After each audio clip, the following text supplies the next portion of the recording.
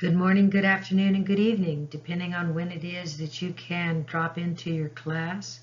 This course is Read 180 and English Recovery, freshman and sophomore, A and B semesters. Please see the next slide. Hello, today is Thursday, September 17th. If you have completed slides 1 through 7 from your first day of school, you will now begin digital citizenship. Notice that the slides are starting over numerically, that yesterday's slides were just 1 through 7, and then we start over. When you go day by day, that might be a little bit confusing, but for now, we're going to just keep it at that.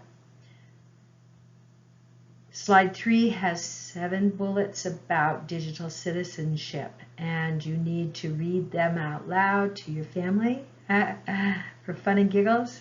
Then record your reading on your phone to upload into Schoology next week, coming attractions. The most important slide is 5. You will begin reading with me. I say I begin reading with you by the waters of the Babylon. Please answer the questions there on that slide.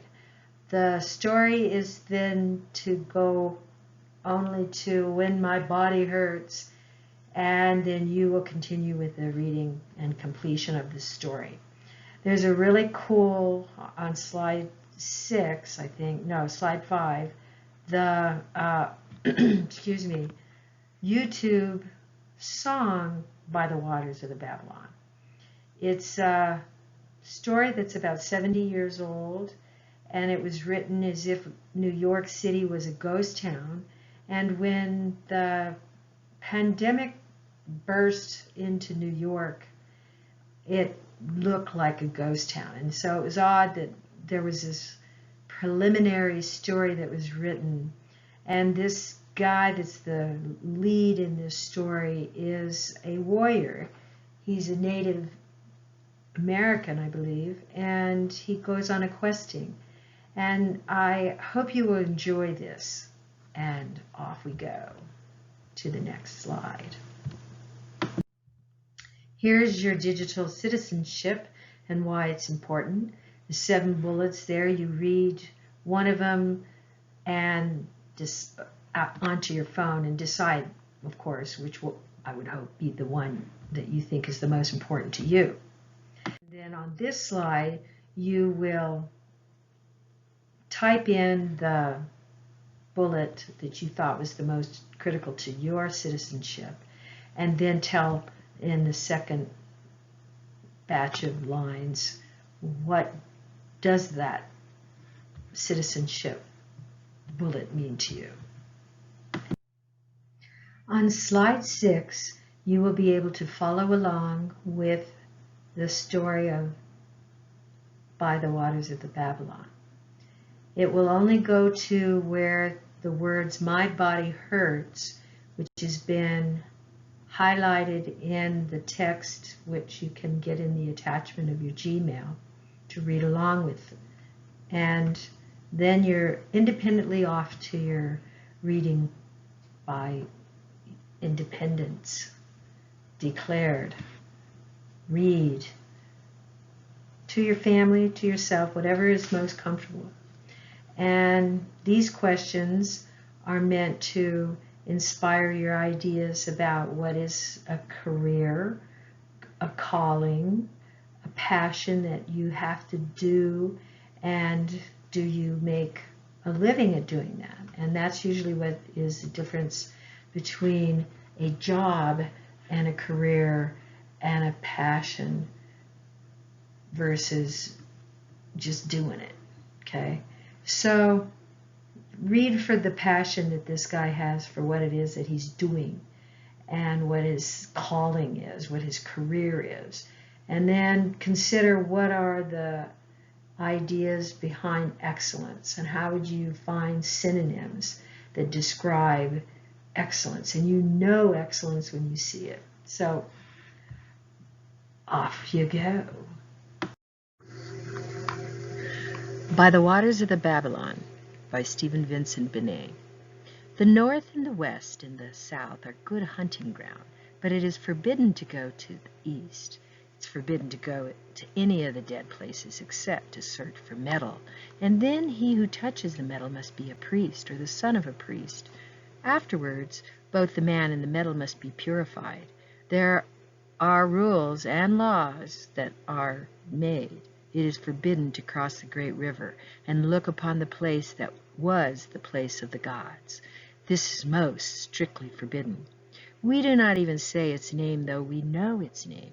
It is there that priests live and demons. It is there that there are ashes of the great burning. These things are forbidden. They are forbidden since the beginning of time.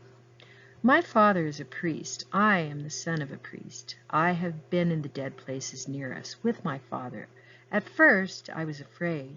When my father went into the house to search for the metal, I stood by the door, and my heart felt small and weak. It was a dead man's house, a spirit house.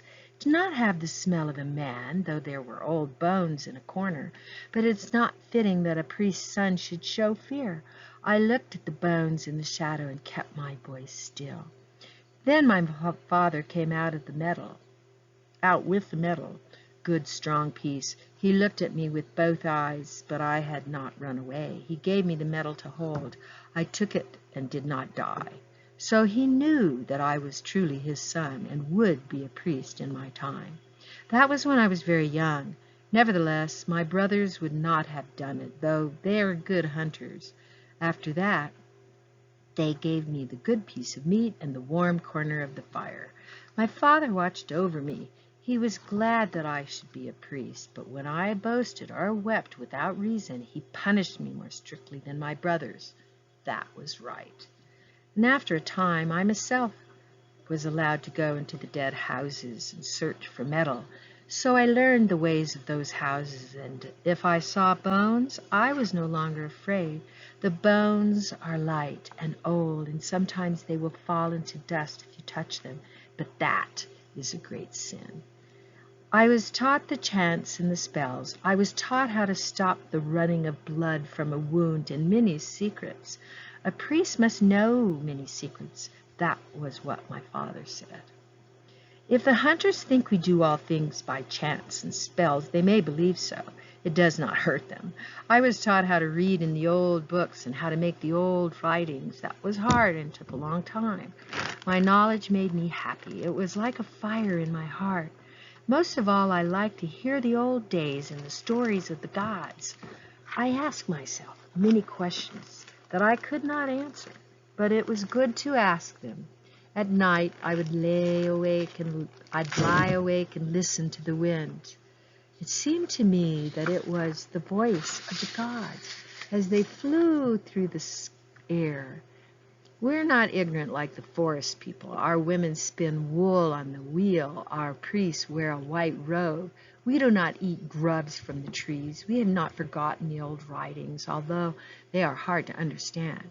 Nevertheless, my knowledge and my lack of knowledge burned in me, and I wished to know more. When I was a man, at last I came to my father and said, "It's time for me to go on my journey. Give me your leave." He looked at me for a long time, stroking his beard, and then he said at last, "Yes, it is time." That night in the house of the priesthood, I looked for and received purification. My body hurt, but my spirit was a cool